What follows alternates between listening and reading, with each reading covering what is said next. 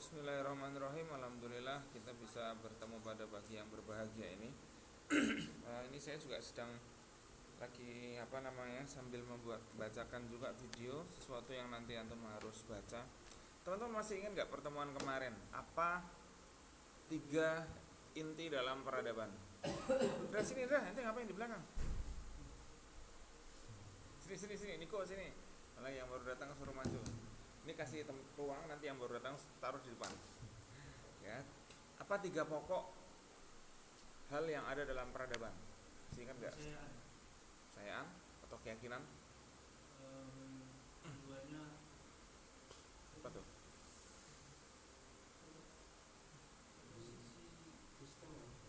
Sistem sosial. Sistem sosial atau budaya dan lain sebagainya, tradisi itu ada di level yang kedua. Ya kan, setelah keyakinan dan lain sebagainya yang ada di unsur spiritual manusia atau keyakinan manusia. Terus yang ketiga apa? Ya, untuk pikirkan, karena ada budaya, ada tradisi, maka akan muncul produk-produk dari tradisi itu berupa hal-hal fisik. Ya kan? Entah itu apa, entah itu makanan yang paling gampang kan gitu kan. Pas ada acara apa, ada makanan apa. Yang paling gampang. Lebih sulit nanti apa? Ya mungkin barang, apa bentuknya kapal, bentuknya rumah adat, ya kan? Itu kan lebih rumit, bikinnya nggak sehari dua hari. Kalau bikin makanan sehari kan gitu kan. Nanti ada lagi yang lebih rumit lagi, apa kira-kira nanti? Sistem. Ya sistem itu akan terjadi di tatanan tata sosial sebenarnya. Tapi produknya itu loh.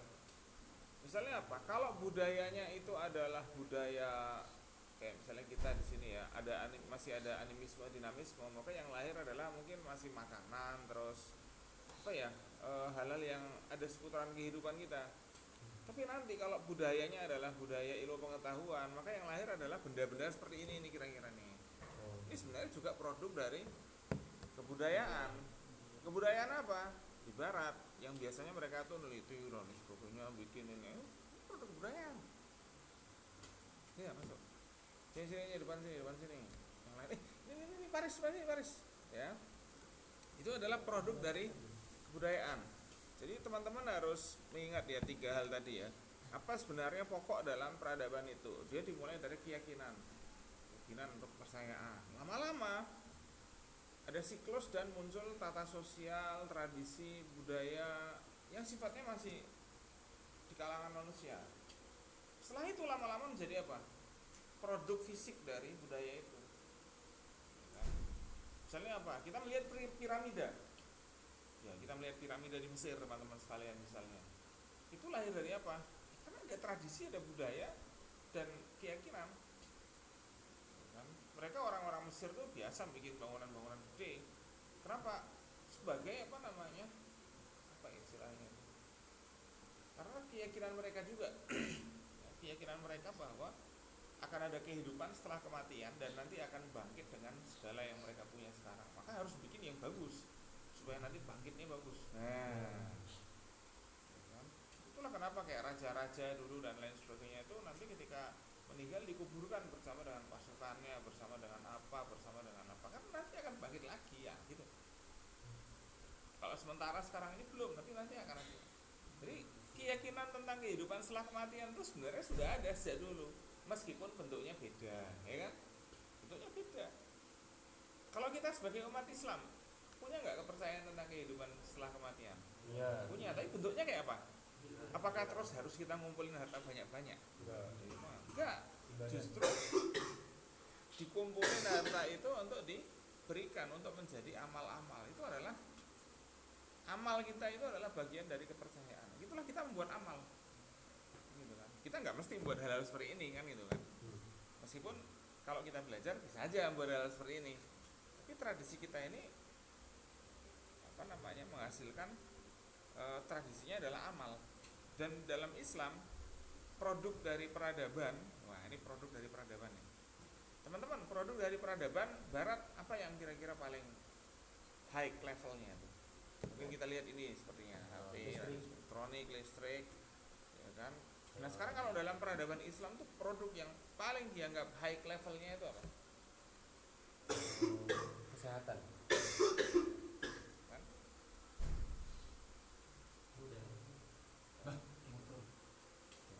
produk itu adalah sesuatu yang diunggulkan dan menjadi sini menjadi suatu yang apa istilahnya itu dijadikan suatu tujuan gitu loh. Al-Quran ya, Al-Quran bukan produk peradaban, Al-Quran adalah wahyu, ya kan? Produknya sebenarnya adalah manusia. Matematika kanal. Manusia yang nanti akan menghasilkan kebermanfaatan itu. Jadi nggak ada ukuran sebenarnya. Tapi manusia itu adalah dalam Islam adalah produk peradaban yang paling ultimate lah gitu lah, paling ini.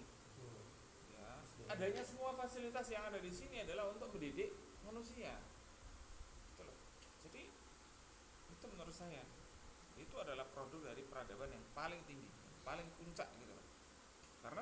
Karena manusia itu nanti akan menghasilkan karya-karya dan karyanya itu tergantung dari masa-masanya. Akan ada di setiap masa ada karya-karya yang bermanfaat hasil dari manusia, ya kan? Di era Wali Songo apa kira-kira karyanya Wali Songo itu? Ini menghasilkan budaya ya, menghasilkan budaya, sistem sosial yang masih kita pakai hingga sekarang, ya enggak? Masih. Tapi Wali Songo menghasilkan produk fisik nggak kira-kira? Masih juga sih sebenarnya, kayak wayang itu tadi, itu produk fisik. Tapi Wali Songo menghasilkan manusia nggak kira-kira? Iya, menghasilkan manusia. Apa itu? Tradisi orang menuntut ilmu, tradisi orang bantu sama lainnya dan lain sebagainya. Tuh. Tapi kalau kita melihat peradaban dari Barat dan tradisi-tradisi Barat modern sekarang ini yang ada di media sosial itu juga mulai sebagian mulai meniru apa yang sudah ada di kita. Ya kan? Di zaman dulu, di zaman Wali Songo semua orang melestarikan alam. Meskipun dulu masih takut dengan mitos. Takut menebang pohon karena apa? Mitos. Takut mencemari alam karena apa? Karena mitos. Ya, tapi sekarang di Barat orang takut mencemari alam dan takut menebang pohon karena apa? Takut banjir, takut longsor. Karena mereka mengalami ilmu pengetahuan itu seperti itu. Ya, ilmu pengetahuan ada yang bentuknya adalah apa tadi? Setelah mengalami baru. Artinya Barat itu sekarang menjaga lingkungan karena punya pengalaman buruk dengan merusak lingkungan. Kita umat Islam tidak pernah merusak lingkungan. Meskipun juga belum hingga saat ini mengembangkan teknologi yang maju tentang lingkungan. Ya apa enggak? Teman-teman harus melihat itu. Makanya nih saya bacakan, saya minta tolong nih baca teksnya nih. Sini Hasan. Ini apa yang ada dalam agama. Itu nanti kan kita ngomong tentang agama dan ini. Sini. Coba baca nih. Primary signification. Primary signification. The primary signification of the term Din can be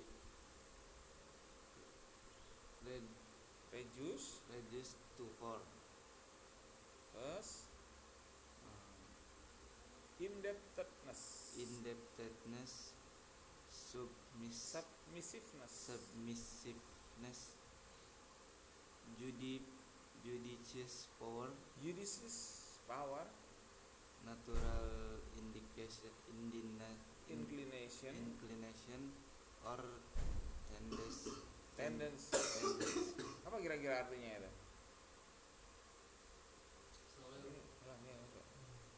Ini habis ini Pak Aris ini yang belum KMI ini baca pokoknya. Apa itu indebtedness? Indebtedness itu apa? Apa itu debt? Debt collector.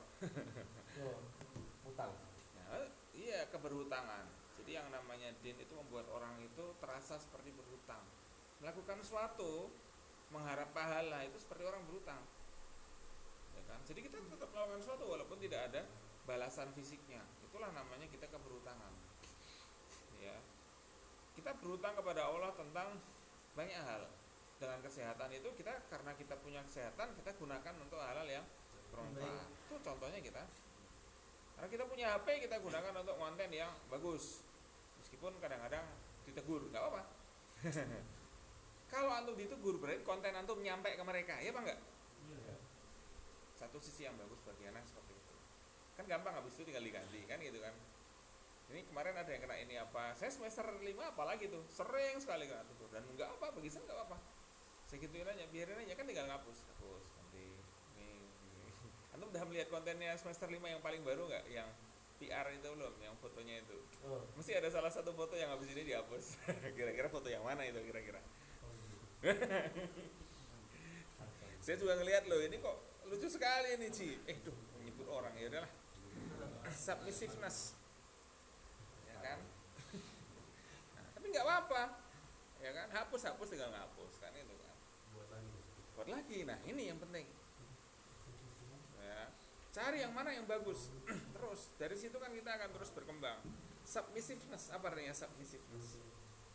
Dari submission. The man, which is slavery, he submit to his lord. Oh, saya udah submit, apa nih submit? Kumpulkan. Submit di sini bukan artinya mengumpulkan, tapi tunduk pada suatu aturan, ya kan? I submit myself, misalnya gitu kan. Saya mengumpulkan diri saya, bukan mengumpulkan diri saya. Submit here, kumpul di sini, bukan itu maksudnya. Kalau itu gather kan gitu kan. Bisa submit itu adalah gimana saya tetap harus ikut. Nah, gitu kan. Jadi ngikut apa yang diikuti dari agama, peraturan agama. Tapi kita ngikut peraturan agama itu kan bukan minta balasan dari orang lain. Itu artinya submit. Itu adalah agama, itu seperti itu. Din di sini adalah agama. Maka dalam Islam, tadi kan kita ngomong dalam peradaban ada 3 pokok keyakinan. Nah, keyakinannya orang Islam ini salah satunya apa? Merasa berhutang kepada Allah. Ya kan? Ada hutang, maksudnya ada hutang yang kita perlu bayar, tapi kita bayarnya bukan dengan harta, bukan dengan apa, kita bayarnya dengan perbuatan. Perbuatan, semuanya perbuatan. Terus kita juga bukan kita berhutang kepada Allah dalam arti karena takdir yang kita alami sekarang ini juga bagian dari itu. Kita bisa duduk di tempat ini ya, nongkrong di tempat yang udah ada karpetnya, udah ada kipasnya, itu adalah karena kontribusi orang-orang sebelum kita, ya Pak enggak? Nah, itulah salah satu bentuk kuasa Allah atau takdir baik Allah untuk kita hari ini. Kita bisa duduk sekarang ini. Kalau kita lahir di zaman penjajahan, ya kita paling umur 20 udah mati ngelawan Belanda kan gitu. Nah, jadi itulah kira-kira kehidupan kita. Nasibnya beda-beda, ya Pak enggak? Antum lihat, saya tanya ke antum. Kita tahu Jenderal Sudirman, ya Pak enggak? Tahu. Itu jadi jenderal usia berapa? Nah, enggak tahu. 12. Hah? 20-an. Jadi jenderal di usia 20-an. Zaman sekarang di militer enggak ada yang jadi jenderal usia 20-an. Usia 40, usia 50, 60 baru jadi jenderal. Karena enggak ada lagi perang.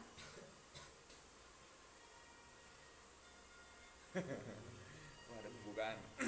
Ya. Epic sekali. Ya. Prestasi orang militer, teman-teman sekalian, prestasinya orang militer itu adalah karena menang dalam misi-misi pertempuran. Tapi kita prestasinya orang menuntut ilmu apa? Ya menghasilkan. Kalau antum ilmu komunikasi akan menghasilkan konten, akan menghasilkan tatanan komunikasi yang baik. Di sini yang event management siapa? Ya, itu bagian dari komunikasi. Memanage suatu event tuh baik komunikasi nggak? Aneh. Maka antum kok orang ilkom tapi introvert lah.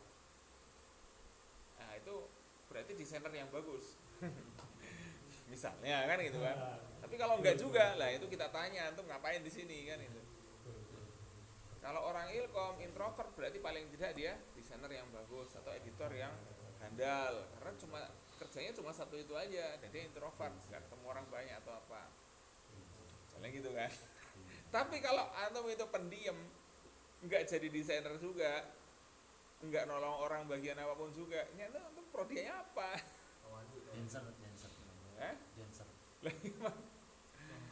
Ya, itu aktualisasi diri, makanya kalau kayak perform dan lain sebagainya itu aktualisasi diri, bisa nyambut tamu, bisa apa, itu aktualisasi diri. Maka orang komunikasi harus punya proyek yang digarap, diantaranya itu tadi, apakah di media, apakah di sesuatu yang berhubungan dengan orang lain. Sesuatu yang berhubungan ada. Dan ketiga apa? Judicious power. Judicious itu apa ya? Yuridis apa ya namanya? Jurisprudence kata itu ya, atau kekuatan hukum yang mengikat. Ya.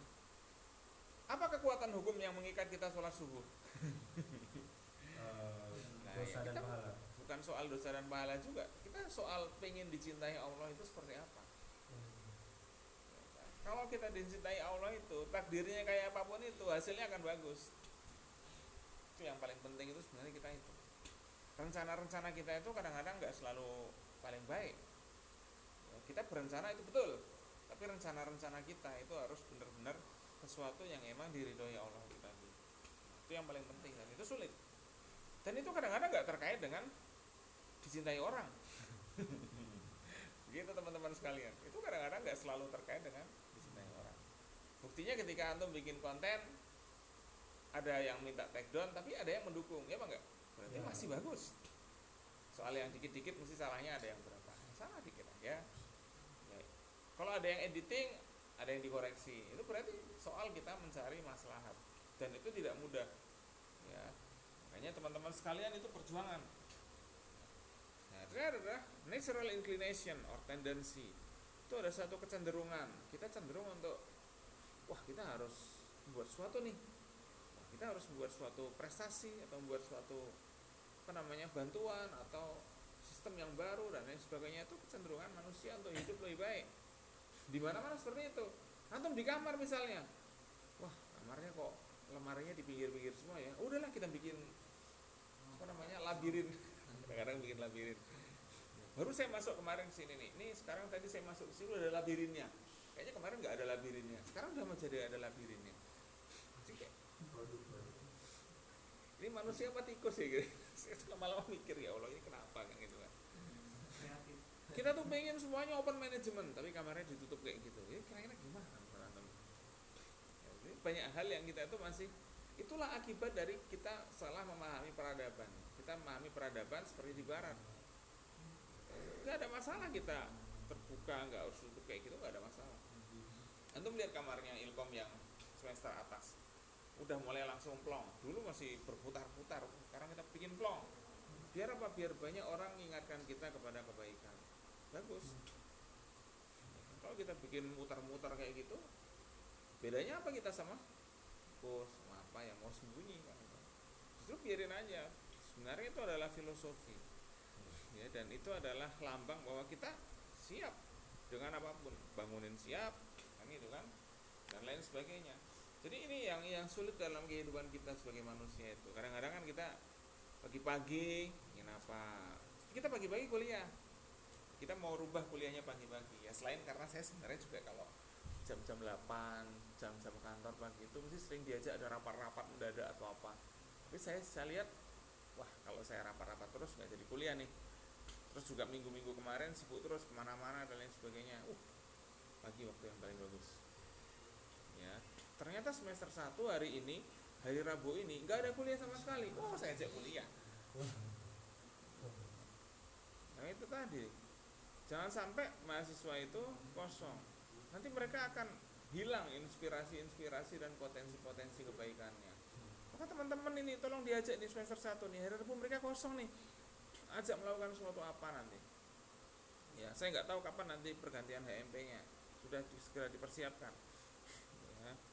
Dan lain sebagainya. Ini kita benar-benar berharap akan ada hal-hal hebat kita tunggu dari teman-teman Ilkom 3 ya, dan Ilkom yang lainnya kita terus ya, kalau bisa nanti semester 5 tetap jalan, semester 7 mereka nanti semester 7 tetap banyak kegiatan juga karena kita melihat sekarang ini saya ngelihat agak mulai semester 7 itu udah mulai kayak orang tua kerjaannya mulai dikit, mulai banyak mager, mulai banyak ngelamun, wah ini bahaya sekali. Ngelamun itu yang bahaya ya gak? Pikirkan hal-hal yang seharusnya nggak usah dipikirkan. Itu bikin kita apa? Nah itu ngayal nyoba-nyoba hal-hal yang nggak jelas dan lain sebagainya. Itu awal dari pelanggaran itu di situ. Ya.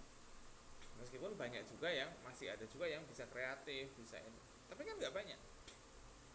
Makanya kita harapkan seperti itu. Meskipun sebenarnya antum kan nggak suka dengan disiplin, tapi kan sebenarnya kadang-kadang antum bukan nggak suka disiplinnya, tapi nggak suka siapa yang mendisiplinkan kan, karena soal itu kan ya. Saya juga sebenarnya mulai lama-lama ini mulai ngerti, oh sebenarnya anak-anak itu bukan nggak suka disiplin. Buktinya ketika saya ngajak antum kuliah subuh pada kuliah, buktinya kita aja ini pada itu, berarti mungkin hanya soal personal kan gitu kan. Pembawaan. Nah ini kan seperti itu juga kan gitu. Makanya nanti antum bisa lah sampaikan ke kita siapa sih yang kurang ini atau apa, nanti kita kursus komunikasi. Karena banyak orang itu butuh kursus komunikasi kan gitu kan, gimana cara membawa menyampaikan sesuatu pelan-pelan juga kan itu kan. Nah gitu ya, jadi dalam peradaban manusia itu ada seperti orang berhutang ya. Makanya gini, tradisi-tradisi, misalnya orang melaksanakan tradisi dan tradisi itu mahal. Contohnya apa? Ada nggak tradisi di daerahnya yang mahal? Antum daerahnya Jawa semua ya ini ya. Cirebon apa tuh? Pasar. Ini apa sih? Arak-arakan. Arak-arakan apa itu? Ya, sama videonya ya kayak arak-arakan itu. Apa di keraton-keraton itu toh? Apa? Keraton kurang tahu ya. Enggak, ini arak-arakannya apa dulu nih? Makanan, hewan atau apa? Gogo. Ogoh-ogoh, ayo ogoh-ogoh di Bali ya gitu kan. Sekarang pertanyaannya apa keyakinan mereka bikin sesuatu sebesar itu lalu dibakar? Kepercayaan Ya karena mereka itu adalah lambang tradisi bahwa ini mengusir setan sebelum nyepi, supaya kita ketika nyepi damai. Nah, ini gitu. Kan kalau kita pikir-pikir bagi kita itu kan tidak nyambung, tapi bagi mereka itu adalah ada keyakinan. Sesuatu yang berhubungan dengan Tuhan itu disebut suatu keyakinan yang harus dilakukan. Gitu. Jadi yang namanya peradaban dan tradisi-tradisi itu mereka punya keyakinan, mereka punya dasar keyakinan. Ya. Apa tradisi di daerah antum? Makanan apa tradisional di daerah antum? apam Dawud. Apa itu? Simbol apa? Kalau apam itu sering, kalau apa kayak hari-hari Idul Fitri, Idul Adha, kalau di Kejawen sering ditaruh di depan pintu. Ya, betul. Ada hal-hal yang ditujukan untuk meraih rezeki, untuk apa dan lain sebagainya. Padahal mungkin dulu awalnya bukan itu. Ya, tapi konon ceritanya awalnya dulu itu ketika zaman Wali Songo itu orang masih belum bisa ngolah makanan. Dan orang kalau makan langsung dari alam kan bisa sakit, ya enggak? Maka dibuatlah makanan-makanan itu dan ditaruh di depan pintu atau di sembarang tempat atau biar banyak yang bisa mendapatkan kalau mereka kelaparan. Antum cari tradisi ini yang mirip, ada tradisi di Cina apa di Jepang itu melemparkan nasi dan lauk ke sungai. Makanya antum cari kenapa itu, ada keyakinannya di Jepang kalau nggak salah apa di mana, di sungai itu ada keyakinan seperti itu. Kenapa? Karena dulu ceritanya ada orang yang hanyut ke sungai dan diyakini masih hidup sehingga kasih gitu. Dulu di Turki Utsmani itu bukan keyakinan, ada tradisi ketika musim dingin atau apa itu bawa makanan ke gunung. Loh, kenapa? Buat hewan-hewan ya, biar dimakan hewan-hewan. Dan ada tradisi-tradisi makanan ini, kalau kita ngomong bahas makanan aja mungkin 1 semester. Kenapa? Karena makanan itu sesuatu yang sangat dekat dengan kebutuhan manusia, ya Bang enggak? Ya, makanan, apalagi air, kan gitu kan. Nah, ini hal seperti itu tuh kita perhatikan. Ada. Bakcang, Mbak. Kacau. Melempar bakcang. Bacang tapi di Cina. Ya kan, nasi dengan lauk daging atau apa kan gitu kan. Banyak, ada keyakinan di baliknya. Selalu ada keyakinan di balik. Maka teman-teman, loh, saya pun secara mikro melihat keseharian antum dan juga bisa menganalisis ini keyakinannya apa sih anak-anak ini. Itu juga pengen lihat saya tuh. Ya itu kita orang komunikasi, itu kita ngenalin orang. Ini keyakinannya apa sih sebenarnya? Ya iya. Ya. Misalnya gini, Rifki, misalnya ente lihat teman ente merokok, apa keyakinan mereka tentang rokok? Nah, lah ya. Terus antum melihat iklan rokok itu kayak gimana? Kenapa masih banyak iklan rokok? Tapi di dalam iklan rokok itu orang nggak ngerokok. Ada nggak dalam iklan rokok orang merokok? Nggak ada. Tapi kenapa orang merokok? Nyambung ya. Ya nggak nyambung kan? Pikir-pikir. ada unsur-unsur yang ditonjolkan, keren. Tuh kelihatannya kalau habis ngerokok bisa terjun payung. Hei, ya orang ngerokok yang nggak bisa terjun payung, emang bisa terjun payung sambil ngerokok? Kan nggak bisa juga. Terjun payung ya latihan fisik, ya nggak? Bukan ngerokok. Nonsens banget kan itu kan. Jadi ini teman-teman sekalian, biar kita tuh melihat, oh ternyata itu adalah tanda-tanda. Itu adalah dibuat suatu sistem tanda supaya orang tertarik. Ya kan? Kenapa dulu Wali Songo membuat alat-alat musik teman-teman sekalian? Menarik orang untuk, apa itu? Ada suara, orang kan tertarik dengan suara. Setelah itu di situ ada makanannya, tambah tertarik. Baru setelah itu diajak zikiran. Ternyata agama Islam gampang ya. Pada ikut. Bukan seperti agama-agama Nusantara yang ibadahnya itu rumit. Enggak seperti Islam. Islam ini punya sistem ibadah yang sangat mudah. Meskipun bisa dibuat sesuatu yang lebih rumit, tapi basicnya sangat mudah. Kayak gitu. Itulah kenapa agama Islam dianut orang-orang Nusantara pada zaman itu. Dan bahkan mereka dengan senang hati berpindah. Karena banyak keyakinan-keyakinan di agama Nusantara itu yang mengerikan. Nanti antum cari itu keyakinan-keyakinan mengerikan apa yang ada di agama-agama Nusantara pra-Islam. Itu banyak. Ya, jadi itu dakwah Wali Songo. Bagaimana cara Wali Songo menjaga hutan? Ya mitosnya dibiarin aja sehingga orang tetap takut potong pohon karena mitos. Tapi orang dengan itu memelihara lingkungan, ya Pak? Ya, betul. Terus dua sisi yang menarik. Ya, tapi kalau kita lihat hari-hari ini di Indonesia, itu kalau saya boleh menganggap itu seperti orang-orang Eropa pada tahun 1600-1700 yang melakukan eksploitasi alam. Orang-orang di Indonesia sekarang ini itu mirip dengan orang-orang di Eropa tahun 1700-an yang masih pada masa mengeksploitasi alam. Antum kalau tahu di Inggris pada era revolusi industri tahun 1700-an itu Inggris itu polusi asap. Kenapa ya teman-teman sekalian? Orang pada menggunakan mesin uap. Mesin uap berawal dari Inggris. Siapa penemu mesin uap? James Watt. James Watt. Bukan? Mesin uap itu akan mengganti peran manusia, tenaga manusia berganti. Loh, karena ada mesin uap, ada dua hal. Karena tenaga manusia berganti, pengangguran makin banyak. Persaingan makin ketat. Akhirnya apa? Karena yang nganggur itu orang-orang laki-laki dan lain sebagainya, ya perempuannya ngamuk di rumah, kan gitu kan? Mana makan? Nggak bisa menghidupi itu. Karena laki-laki nggak bisa kerja, perempuan akhirnya muncul gerakan feminisme. Perempuan keluar rumah kerja. Situlah munculnya wanita karir dari barat. Ini kalau kita bahas sejarah, pemikiran dan lain sebagainya, kita melihat suatu peradaban itu bagaimana keyakinannya dan bagaimana awal munculnya. Jadi sains itu tidak selalu berdampak positif bagi manusia, selalu ada dampak negatif. Kita hari ini banyak ngetik dengan HP dan lain sebagainya. Tulisan tangan kita akan jelek. Ini mestinya Huda ini bikin kursus menulis indah ini, karena sebenarnya Huda ini fine artnya bagus, melukis dan lain sebagainya. Kalau nulis sudah bagus. Tapi dibuka itu udah bikin konten tentang menulis bagus dan lain sebagainya, banyak sekali. Semua orang di sini mesti punya kemampuan yang kita pengen unggulkan di media sosial. Ya kan? Realvi mana lagi nih pusat-pusatnya nih? Unggulkan lagi dan lain sebagainya. Terserah apa kata orang, ya Bang enggak? Kalau kita hanya menangani kritik, para kritikus itu enggak mesti kritik itu tepat untuk kita, ya Bang enggak? Ya.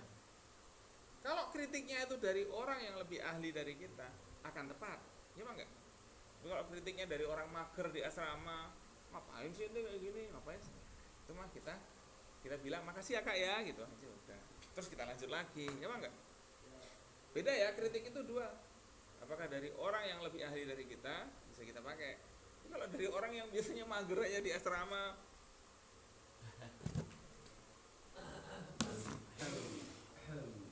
hidup ini susah sekali ya. Kenapa SPP naik terus? Hasan. Kenapa dia nggak melakukan sesuatu untuk di asrama? Kenapa SPP naik terus?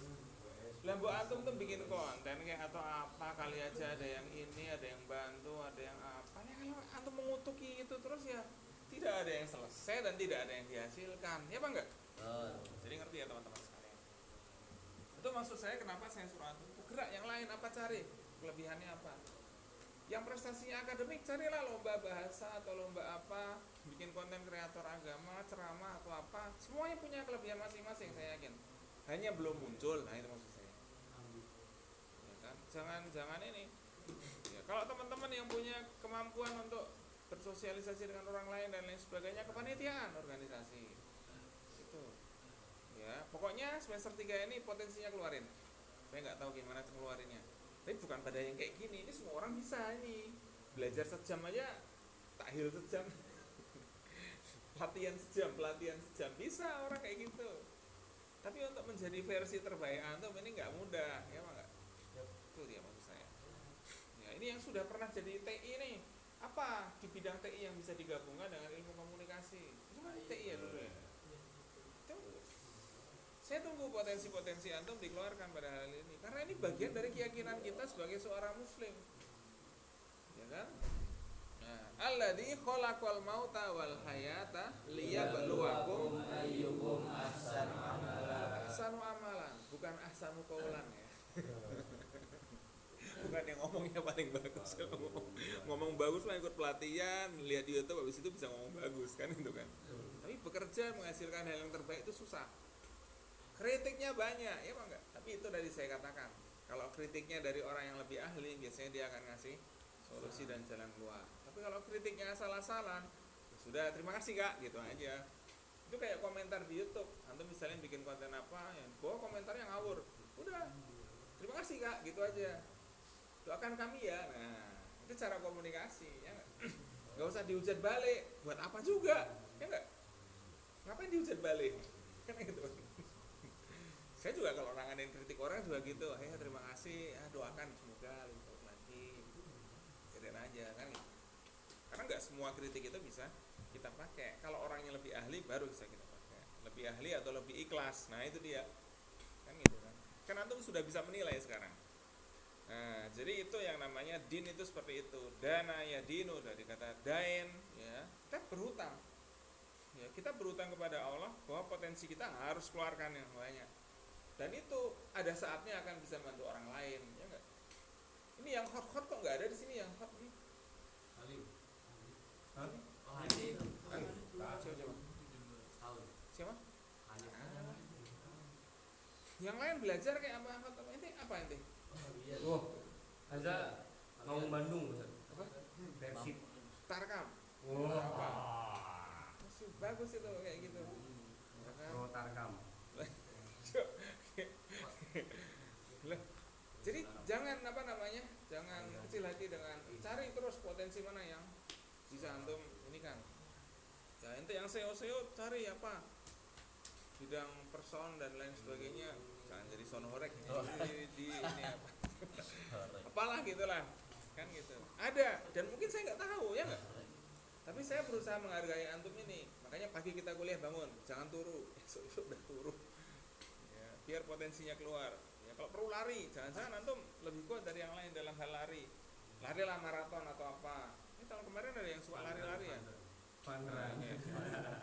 Ya enggak apa-apa ya enggak. Ya, gimana caranya antum bisa menghindari sebisa mungkin. Walaupun kadang-kadang terpaksa juga harus main, tapi ya untuk nunggu sholat misalnya. Udah mau subuh nih tapi anak ngantuk banget ya main bentar. Tapi habis itu subuhan. Jadi tergantung tujuannya. Gitu ya teman-teman sekalian ya. Nah, jadi teman-teman sekalian itu yang kita bicarakan ketika kita ngomong agama. Jadi agama itu dengan pola yang tadi, orang berhutang, dengan pola tata sosial dan lain sebagainya, itu akhirnya akan membuat apa? All the above signification including their contraries inherent in dana, practicable possibilities only in organized society. Jadi dari keyakinan agama itu akan timbul tata sosial, involved in commercial life in towns and city, devoted by mudun or madain. Jadi orang struktur sosial tadi itu akan menjadi satu kota. Ya. Dan di mana di situ ada banyak kelebihan-kelebihan orang masing-masing. Tidak untuk lomba kelebihan, maksudnya dalam arti gini, tidak untuk bersaing dalam satu bidang, tapi banyak bidang yang bisa dipersaingkan. Bermanfaat. Ya, manfaatnya akan banyak. Itu makanya kita kadang-kadang ada sesuatu tuh saya nggak mewajibkan karena jangan-jangan saya khawatirnya bukan di situ kelebihan antum. Ya. Tapi antum sebagai mahasiswa ilmu komunikasi paling tidak antum bisa memilih dua hal, apakah antum akan jadi konten kreator atau antum menjadi komunikator bagi manusia yang lain. Ya. Itu seperti itu teman-teman sekalian. Di MC jadi apa, yang perform di depan layar. Tapi kan ada orang bidang komunikasi yang performnya di belakang layar. Apa itu? Ngurus LED, itu kan performnya belakang layar. Ngurus sound, itu performnya belakang layar. Teman-teman yang di bidang SEO itu kalau ada acara mesti datang duluan, pulangnya terakhir, emang enggak? Lalu seperti itu. Itu saya ngasih tahu antum karena saya ya silakan. Saya itu pengamat organisasi dan manajemen. Jadi saya ngerti gini. Itu salah satu kemampuan spesial saya di situ. Ya, antum apa? Kan itu. Itu yang antum belum tahu keluarin. Makanya kurangi main gamenya, cari potensi antum. Gali prestasi, kubur apa itu yang tadi. Ya. Dari situ antum punya prestasi yang berbeda-beda. Jangan semuanya nanti prestasinya public speaking, nggak semuanya bisa. Dan kita nggak akan melombakan. Ya. Mungkin ada yang prestasinya dalam bantu orang lain lewat jadi kepanitiaan, jadi apa. Mungkin dia nggak pernah dapat piala menang lomba, tapi semua acara beres di tangan antum. Itu juga prestasi. Jadi ini biar antum itu nggak insecure ya. Yang pramuka, ayo yang pramuka. Apa yang bisa kita lakukan ini? Kalau kita nggak bisa motoran reng ke tempat-tempat pramuka hari-hari ini, apa yang bisa kita lakukan? Ya konten kayak misalnya bikin konten semapur apa dan lain sebagainya masih banyak yang nyari. Jadi masih banyak yang bisa kita lakukan. Makanya dieksplor terus, ya, eksplor. Ya. Nah, disitulah yang namanya sistem sosial dalam Islam itu seperti itu. Dia kadang nggak selalu ditentukan oleh keturunan, kan gitu kan. Dia nggak ditentukan oleh banyaknya harta, tapi ditentukan oleh kebermanfaatannya. Itu tadi. Ya. Di zaman orang Islam dulu ada nggak? Di zaman Nabi ada nggak orang kaya? Ada nggak orang miskin? Ada. Tapi yang miskin tidak ngutil, kan itu kan, tidak nyolong-nyolong dan tidak meratapi nasib. Yang kaya dermawan. Wah, kalau kita zaman sekarang yang kaya flexing, yang miskin mungutin lele dari truk jatuh. Nah, sama aja dengan kan itu kan. Nah, coba gimana itu? Kalau nggak mungutin lele dari truk jatuh, bikin lahan parkir. Lagi kira-kira. Sorry bukan gimana, tapi kan itu terjadi nggak hari-hari ini? Terjadi, itu yang kita hari-hari. Atau malakin apa dan lain sebagainya. Ya, maksa dan lain sebagainya. Ya, kalau antum tiba-tiba berdiri di perempatan ngatur lalu lintas tapi nggak maksa minta, ya bagus. Tapi kalau minta sampai maksa, kan ada juga yang kayak gitu, ya apa enggak? Jenis-jenisnya juga banyak. Ada yang tukang parkir yang ini sih kelasnya. Ada yang ayolah, lain ini kalau sudah itu beda. Jadi sebenarnya boleh aja antum jadi tukang parkir, nggak masalah kalau saya kelasnya dan nggak harus minta. Nggak ada kecil kok, jalan aja jalan. Saya pernah ketika itu di Jogja tuh gitu, tukang parkirnya santai kayak gitu. Mas, aduh nggak ada receh. Nggak apa. Doakan aja ya. Kayak gitu. Jadi ada tukang parkir yang punya martabat. Sampai ada yang kayak gitu. Saya nggak tahu ya, kok hidup ini ketemu banyak orang bermartabat ya, termasuk antum-antum ini sebenarnya banyak martabatnya. Cuman memang harus diasah lagi gitu ya. Kalau mengasah skill itu nggak bisa diem. Ya kayak kita ngasah pisau lah ya. Antum ngasah pisau kan mesti gerak terus. Ya, sama kalau antum mengasah diri antum harus terus gerak. Masa antum ngasah pisau, nanti lagi ngapain? Anak tempelin pisaunya di sini, anak ngasah pisau. Ya nggak tajam-tajam kalau antum diem aja. Ya ala-ala bego kan itu. Ya. Nah, makanya itu di situ. Nah, selanjutnya adalah sistem sosial dalam Islam itu melahirkan apa tadi? City, civilized, humanized, ya kan? Tamadun lah, itu social culture-nya muncul dari situ. Nah, itulah yang dalam Islam itu terjadi. Ya. Karena ada orang yang dia niat beramal di bidang masing-masing, maka muncullah peradaban. Ya kan? Ada yang butuh, lama-lama saya nanti mau ada acara nih, siapa yang bisa dekor ya? Udah nih. Nah, ada saling butuhkan, ada interaksi, ada apa? Itu kita latih dari sekarang. Ini nanti saya ada MC, siapa yang bisa MC? Wah ini nanti ada ngurusin tamu siapa nih yang bisa ngurusin sohannya? Rifki. Mantap ya. Ngurusin sohan, ngurusin to'am. Mas sekarang masih ngurusi to'am, masih ngurusi sohan nggak Rifki? Masih ngurusi to'am, ngurusi tamu, ngurusi sohan nggak? Lu harusnya terus ngurusin itu. Lah kenapa kok resign ngurusin itu? Bisa. Nah, sekarang apa ini urusannya? Sibukannya apa ini? Lu nggak boleh nggak punya kesibukan, harus punya kesibukan. Cari kesibukannya apa? Ikut itu Rilvi juga nggak apa-apa, ikut bantungan, ikut ini, ikut lari, apa ikut tarkam sama Hasan, apa ikut hunting sama siapa dan lain sebagainya. Jangan ada yang diem. Ya, di semester 5 tuh kita semuanya kita obok-obok semuanya, nggak ada yang diem. Diem dikit langsung saya gulung untuk ngerjain hal-hal lain. Meski kadang-kadang kreativitasnya agak ngawur ya. Tapi udah bagus daripada diem aja. Terus yang lain kita dorong lagi. Ini ada suara taekwondonya malah datang telat ini, padahal ditunggu untuk baca. Nah, jadi itulah peradaban teman-teman sekalian. Ada beragam keterampilan-keterampilan yang dibutuhkan. Makanya dalam peradaban Islam, ya, skill sosial dan lain sebagainya itu saling bermanfaat satu sama lain. Ya, dan kita taat pada satu Tuhan, satu perintah. Ya, dan kita menghormati mereka yang menjadi pemimpin dan lain sebagainya. Itu kita di sini kita melakukan itu sebenarnya. Peradaban itu seperti di sini ini. Ya. Tapi ini kita masih bisa lebih maju lagi sebenarnya. Nah, makanya kita pengen banyak bikin kegiatan. Mungkin nanti hunting, nanti akan ada makrapan lagi supaya nanti muncul skill-skillnya. Nanti kalau ada makrab tuh nanti yang semangat tuh siapa kira-kira? Paling ini semangat tuh makrab tuh. Terus siapa lagi tuh? Yang lain jadi kelihatan. Nah, ini nih kegiatan ini kita perbanyak biar nanti jadi skill. Ya, Rifki pokoknya kita tunggu nih. Apa UKM-nya, apa kegiatannya? Nggak ada yang diem aja di sini. Faris apa nih Faris?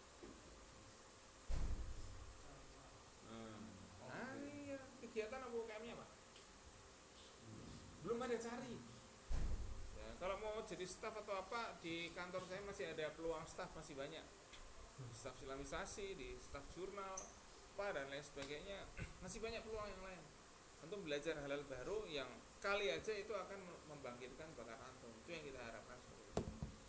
Ya, nah itu ketika ngomong peradaban itu dalam peradaban Islam itu seperti itu. Jadi semua ada perannya masing-masing, semua ada tempat dan peran masing-masing. Ini seperti yang dikatakan oleh Al-Atas itu tadi. Nah, ini kita juga akan melihat lagi sebenarnya apa sih pokok-pokok dalam peradaban Islam itu nih, antum bisa lihat nih. Ada notes di sini ya. Ini gantian baca nih, tolong nih Rifki sini baca Rifki. Sini baca. Ini kalau perlu nih Rifki ini bagian bacaan ini. Ini. Islam form unique bridge. Unique ya, bukan unique. Unique bridge between the civilization of the East and the West. Muslim scholars rescued knowledge that would have been lost. Rescued knowledge that would have been lost, if not forever, then at least for centuries. The Muslim body of scholarship synthesized and built on existing knowledge and hence brought forth something new each time. Okay. In this burst of creativity, Muslims made their own contributions to the world over many centuries. Okay. Apa kira-kira artinya? Islam Ceritain kemarin deh. Kali aja bakal itu di bahasa. Islam form a unique bridge between the civilization of the East and the West. Apa itu? menyatukan. Form itu membentuk suatu jembatan yang unik, unique bridge between the civilization of the East and the West. Apa artinya? Islam membangun jembatan persahabatan atau hubungan antara timur dan barat. Peradaban timur di mana peradaban timur ini? Persia, peradaban mistis Cina dan lain sebagainya itu peradaban timur. Peradaban barat di mana? Amerika. Pada masa itu Yunani. Oh, gitu. Pada masa itu Yunani, Romawi itu peradaban barat pada masa itu. Ya kan? Nah, Muslim scholars rescue, apa itu rescue? Menyelamatkan. Ya, menyelamatkan ilmu pengetahuan yang hampir hilang pada masa itu dari berbagai peradaban itu tadi. If not forever, then at least for century, dalam abad-abad yang hampir nggak ada, dianggap nggak ada. Ya, nah itu. Terus apa? The Muslim Body Scholarship. Nah, apa maksudnya scholarship di sini? Bukan beasiswa ya nih, scholarship bukan. Pendidikan. Iya, kesarjanaan. Kesarjanaan itu mereka tuh kerja ilmiahnya itu mensintesiskan atau menggabungkan antara barat dan timur itu tadi menjadi apa? Menjadi suatu pengetahuan yang berbeda. Ya. Mereka mengambil dulu dari Persia. Dari Persia itu sistem administrasi, sistem kerajaan, istana itu dari Persia. Makanya setelah orang Muslim menaklukkan Persia, setelah itu apa? Bani Umayyah bisa mendirikan istana. Kenapa? Dari mana teknologinya? Ini di Arab gak ada istana, ya nggak? Teknologinya dari Persia, dari Romawi. Itu mereka ngambil teknologi itu dari sana. Ya, sistem administrasi contohnya apa? Pos, berita, telegram. Zaman dulu nggak ada. Orang Arab nggak punya teknologi itu, tapi orang Muslim punya semangat untuk mengambil pengetahuan yang tadi itu. Mesir, dari Mesir diambil apa? Kertas. Dari Cina selanjutnya juga ada yang lain, ya kan? Bubuk mesiu dari mana ngambilnya? Dari Cina. Mereka yang punya yang bisa meriam dari Turki Utsmani ketika melawan Konstantinopel setelah mereka dengan Cina. Orang Eropa pun setelah itu baru menyadari, wah ini bubuk ini bisa digunakan untuk ngebom. Ya lalu seperti itu antum biar tahu. Jadi Islam itu disebut synthesize itu tadi ya. Nah itu apa itu? In this burst of creativity, karena kreativitas itu tadi mereka membuat kontribusi sendiri dalam coraknya yang khas di dunia ini. Akhirnya peradaban Islam itu jadi peradaban yang kaya. Dengan apa? Dengan mereka mempelajari peradaban lain. Makanya kita itu juga mempelajari peradaban lain sebenarnya. Kita bukan mundur, kita lagi di belakang aja. Kita saat ini lagi di belakang peradaban barat karena peradaban barat yang mimpin, kan itu kan. Tapi ada waktunya nanti mungkin kita bisa maju lagi kalau nggak kiamat duluan, kan gitu kan. Itu aja sih sebenarnya. Tapi kalau udah kiamat duluan dan kita sebagai orang Muslim meninggal pas itu sudah menang, kan gitu kan, udah selesai. Kan kiamat, kan gitu kan. Nah, this accomplishment stem from the unique feature of our religion that was in many way new to humankind. Karena memang sifat dari keyakinan orang Muslim itu sendiri. Di peradaban Islam itu tidak lain dan tidak bukan lahir dari world view Islam itu tadi. Kalau Islam ketemu ilmu pengetahuan, maka belajar. Karena apa? Karena di mana-mana perintahnya Nabi adalah belajar. Kan gitu. Sebenarnya kita juga seperti itu sebenarnya. Toh kita dari media sosial itu kita mempelajari suatu, kita mengikuti tren, terus kita mempelajari suatu loh itu tuh. Meskipun kadang-kadang ya kita termakan oleh tren itu kan gitu kan. Nah, kena hoax dan lain sebagainya itu harusnya kita nggak kayak gitu. Nah, jadi contrary to the largely negative view, the human race in many part of the world at last time, Islam convert divinity to human beings or human beings, ya. Di mana-mana peradaban lain itu ketika mereka punya ritual, mereka mengorbankan manusia atau hewan atau apa dan lain sebagainya. Dalam peradaban Islam nggak ada lagi sajian-sajian seperti itu. Paling sekarang di Nusantara sajian-sajian itu bentuknya makanan.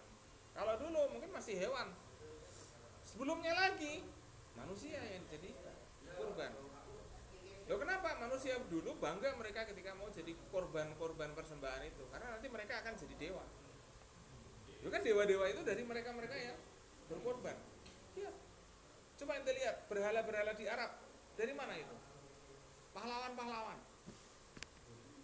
Orang-orang hero-hero pada zaman dulu. Makanya orang itu dulu pada mau jadi korban karena punya keyakinan bahwa kalau saya berkorban, jadi korban itu apa, itu jadi dewa. Ya dalam Islam kan nggak bisa mengorbankan manusia, ya nggak bisa. Nah, ini yang biar antum tahu keyakinan masa lalu seperti apa.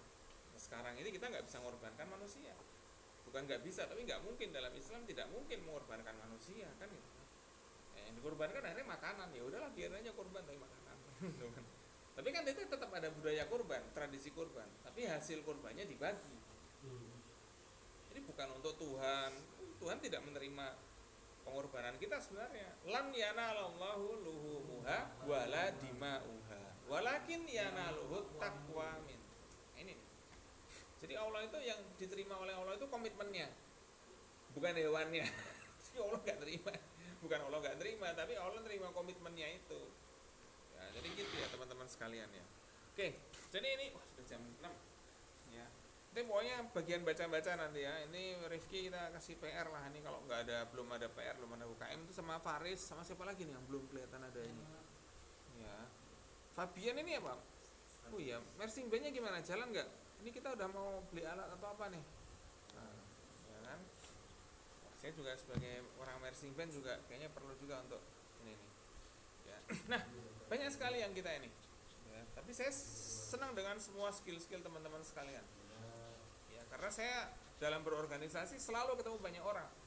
Kalau lomba-lomba ketemu orang Pusalan, ketemu orang SEO, ketika apa, kalau ini apa, ketemu apa. Nah, itu yang kita harapkan dari skillnya keluar. Ya. Oke, itu yang bisa saya sampaikan pada pagi hari ini. Untuk apa namanya, pekan depan saya kasih PR teman-teman. Pekan depan semuanya masing-masing cari tradisi di Nusantara dan di luar Nusantara, serta untuk mencari keyakinan apa di baliknya.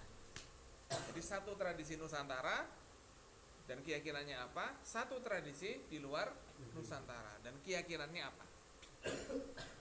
Ya. Gitu ya, jangan ada yang sama. Tolong jangan ada yang sama. Antum cari manalah Zimbabwe. Ini cari yang mana ente? Kalimantan satu, terus luarnya apa? Afrika mana dulu, banyak sekali Afrika ini. Afrika Tengah apa? Nah, cari nanti pokoknya. Browsing. Ya, sajikan ke kita dalam video YouTube. Antum boleh cari video YouTube orang atau antum bikin video YouTube-nya, boleh aja. Ya, pekan depan silakan cari peradaban. Tapi diusahakan nanti ada yang kalau Nusantara misalnya pra-Islam apa, Nusantara ketika Islam apa, luar negeri pra-Islam apa, ketika setelah Islam apa. Boleh juga nanti antum tradisi Arab pra-Islam kayak apa, seperti itu. Baik, itu kita tutup dengan bacaan hamdalah.